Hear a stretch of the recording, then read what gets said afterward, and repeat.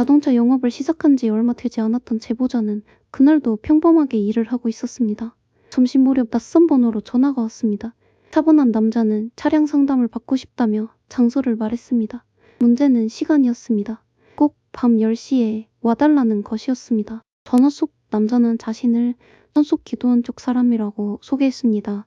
새 차 상담을 받고 싶은데 낮에는 시간이 맞지 않는다고 했습니다. 영업을 시작한 지 얼마 안 된 제보자에게는 한 건의 상담도 쉽게 놓치기 어려웠습니다. 그래서 그는 약속을 받아들였습니다. 밤이 되자 제보자는 차량 자료와 태블릿을 챙겨 출발했습니다. 주소는 마을을 지나 산길 안쪽으로 들어가는 곳이었습니다. 초행길은 아니었지만 밤의 산길은 낮과 전혀 달랐습니다. 가로등은 드물고 차 안에 희미한 조명만 앞좌석을 밝혔습니다. 산길은 점점 좁아졌습니다. 포장도로가 끝난 뒤에는 흙길과 자갈이 섞인 길이 이어졌습니다. 제보자는 몇 번이나 잘못 들어온 것은 아닌지 생각했습니다. 하지만 전화 속 남자가 알려준 방향과 길 끝에 어두운 건물은 이상하게도 맞아떨어졌습니다. 도착한 곳에는 검은 비닐과 낡은 골조로 만든 기도원 같은 건물이 있었습니다. 멀리서 보면 비닐하우스처럼 보였지만 안쪽에서는 희미한 불빛이 새어나왔습니다. 한밤중 산속에서 그 불빛은 반가움보다 불편함에 가까웠습니다. 문 앞에는 여러 사람의 신발이 놓여 있었습니다. 제보자는 안에 누군가가 많다는 사실에 조금 안심했습니다. 혼자 있는 장소가 아니라면 위험할 일도 적을 거라고 생각했습니다. 그러나 안으로 들어가는 순간 공기는 예상과 달랐습니다. 안쪽에는 방석이 줄지어 놓여 있었고 사람들은 말없이 앉아 있었습니다. 불빛은 낮고 누렇게 흔들렸습니다. 제보자가 인사를 해도 반응은 거의 없었습니다. 모두가 같은 곳을 보고 있는 듯 하면서도 정작 무엇을 보고 있는지는 알 수 없었습니다. 남자는 자신을 목사라고 불렀습니다. 그는 차량 상담을 하겠다며 제보자를 안쪽으로 앉혔습니다. 처음에는 평범한 고객처럼 질문을 던졌습니다. 차종, 할부, 등록 절차, 필요한 서류 같은 말들이 오갔습니다. 그런데 질문의 순서가 이상했습니다. 제보자가 설명을 시작하면 남자는 대답을 듣기보다 주변 사람들의 눈치를 살폈습니다. 방 안의 사람들은 여전히 조용했습니다. 종이 넘기는 소리도 기침 소리도 거의 없었습니다. 산속의 밤보다 방 안의 침묵이 더 무겁게 느껴졌습니다. 상담이 이어지는 동안 차가 나왔습니다. 작은 잔에 담긴 차였습니다. 목사는 한 잔 마시고 가라고 권했습니다. 평소라면 고객이 건네는 음료를 거절하지 않았을 제보자도 그날만큼은 이상하게 입이 가지 않았다고 합니다. 제보자는 목이 마르지 않다며 잔을 내려놓았습니다. 목사는 다시 권했습니다. 그 말투는 친절했지만 묘하게 빠져나갈 길을 줄이는 느낌이었습니다.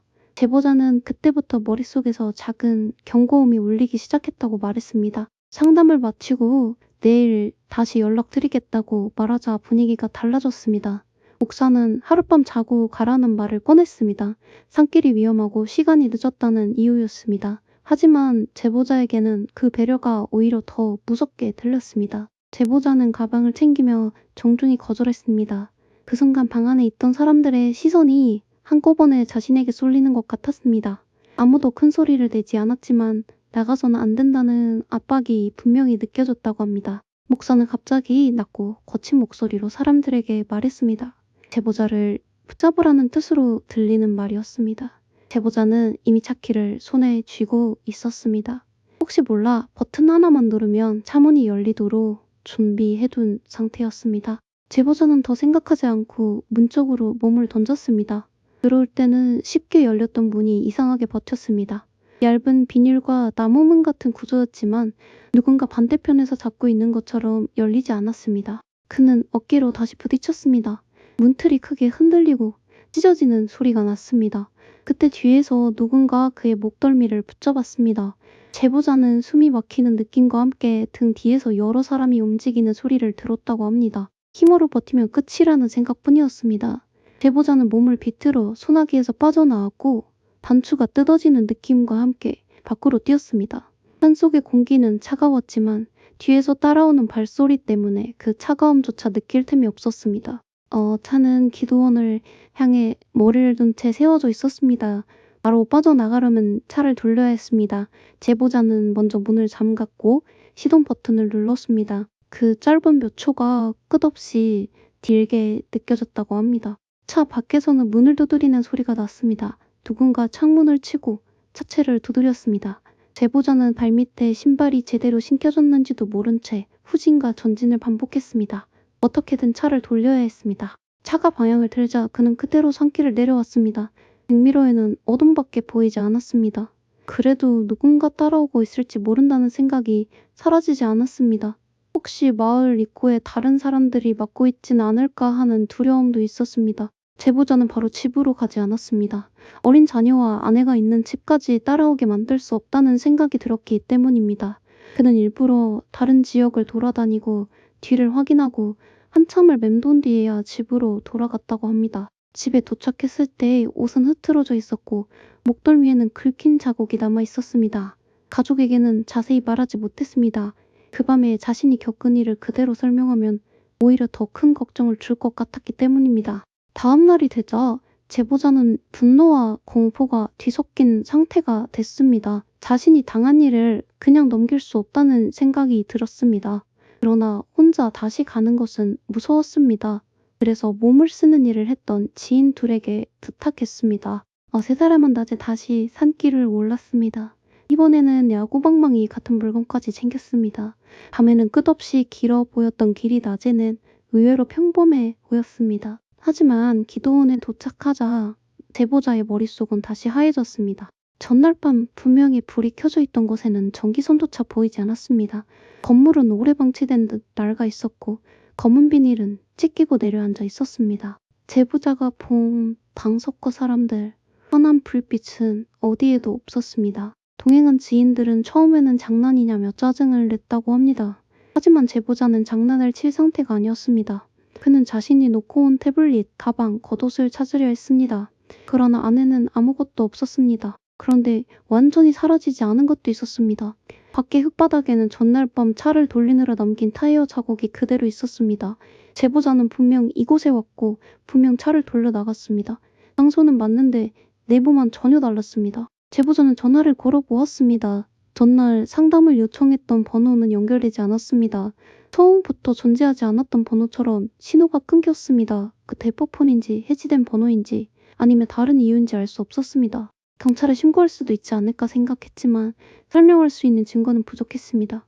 밤에 산속기도원에서 이상한 사람들을 만났고 다음날 가보니 폐허였다는 말을 누가 쉽게 믿어줄까. 목덜미의 상처와 타이어 자국만으로는 모든 일을 설명하기 어려웠습니다. 제보자는 매장에 돌아와 주변 사람들에게 이야기를 털어놓았습니다. 누군가는 사람의 장난이라고 했고 누군가는 귀신에 홀린 것일 수 있다고 했습니다. 전날 밤까지만 해도 그는 사람을 의심했습니다. 그러나 낮에 폐허를 본 뒤에는 확신이 흔들렸습니다. 특히 제보자를 괴롭힌 것은 전기였습니다. 밤에는 분명 실내에 불이 켜져 있었습니다. 하지만 낮에 본 구조로는 전기가 들어올 수 없어 보였습니다. 산속 깊은 곳, 끊어진 듯한 시설, 오래 방치된 비닐하우스, 그 불빛은 어디서 온 것일까요? 차를 마시지 않은 것도 마음에 걸렸습니다. 만약 그 잔을 마셨다면 어떻게 됐을까? 만약 하룻밤 자고 가라는 말을 받아들였다면 다음 날 자신은 어디에 있었을까? 제보자는 이 질문을 오래 떨쳐내지 못했습니다. 점집이나 무속에 관심이 많은 지인은 조심스럽게 말했습니다. 정확한 건 알 수 없지만 그 터에 무언가 있었을지도 모른다고 했습니다. 누군가를 달래기 위한 자리였는지 아니면 다른 목적이 있었는지는 알 수 없었습니다. 제보자는 그 말을 전적으로 믿은 것은 아니었습니다. 하지만 이상한 일은 이미 너무 많았습니다. 존재했던 사람들, 사라진 불빛, 연결되지 않는 전화번호, 남아있는 타이어 자국, 어느 쪽으로 생각해도 쉽게 설명되지 않았습니다. 그 이후 제보자는 밤 상담을 피하게 됐습니다. 낯선 번호가 오면 먼저 주소를 확인했고 산속이나 외진 장소라면 더욱 조심했습니다. 고객을 만나러 가는 일이 더 이상 단순한 영업 활동처럼 느껴지지 않았습니다. 한동안 그는 차 안에 작은 칼을 놓고 다녔다고 합니다. 누군가를 해치려는 목적이 아니라 힘으로 벗어날 수 없는 상황이 다시 오면 자신을 지켜야 한다는 불안 때문이었습니다. 그만큼 그 밤은 오래 남았습니다. 자동차 영업은 낯선 사람을 만나야 하는 일입니다. 번호를 공개하고 고객이 부르면 찾아가고 때로는 갑과 을의 관계 속에서 무리한 요구도 들어야 합니다. 제보자는 그 구조 안에 생각보다 많은 위험이 숨어 있다고 말했습니다. 그가 겪은 산속 기도원 이야기는 사람의 범죄였을 수도 있고 설명되지 않는 괴담이었을 수도 있습니다. 하지만 중요한 것은 그 밤의 위험이 실제로 제보자의 몸에 닿았다는 점입니다. 목덜미의 상처와 차갑게 두드림은 상상이 아니었습니다. 가장 무서운 부분은 정체가 아니라 가능성입니다. 그곳에 있던 사람들이 사람이었다면 왜 다음날 흔적 없이 사라졌을까요? 귀신이었다면 왜 차를 두드리고 목덜미를 붙잡을 만큼 현실적으로 다가왔을까요? 어느 답도 편하지 않습니다. 제보자는 지금도 그날을 떠올리면 잔을 마시지 않았던 자신의 선택을 생각한다고 합니다. 만약 한 모금이라도 마셨다면 혹은 예의상 하룻밤만 머물렀다면 이야기는 전혀 다른 결말이 됐을지도 모릅니다. 산속기도원은 낮에는 폐허였고 밤에는 누군가가 기다리는 장소였습니다. 둘 중 어느 모습이 진짜였는지는 알 수 없습니다. 다만 제보자는 그 후로 낯선 밤길을 절대 가볍게 여기지 않게 됐습니다. 이 이야기가 남기는 공포는 누가 있었느냐보다 무엇이 제보자를 불렀느냐에 있습니다. 전화는 실제였고 길도 실제였고 타이어 자국도 실제였습니다. 그런데 그를 기다리던 공간만은 다음날 사라진 것처럼 달라져 있었습니다. 그래서 제보자는 그날 밤을 사람에게 속은 일이라고도 귀신에게 홀린 일이라고도 단정하지 못합니다. 단지 한 가지는 분명하다고 말합니다. 그곳에서 죽음만 늦게 나왔다면 자신은 다음날 같은 자리에서 설명할 수 없는 흔적으로만 남았을지 모른다는 것입니다. 지금도 산속 외딴 길에서 낯선 불빛을 보면 그는 먼저 차문이 잠겼는지 확인한다고 합니다. 누군가 친절하게 차 한 잔을 권해도 그 밤에 노란 불빛이 먼저 떠오릅니다. 산속 기도원의 문은 이미 사라졌을지 몰라도 그 문을 밀고 나왔던 감각은 아직 남아 있습니다.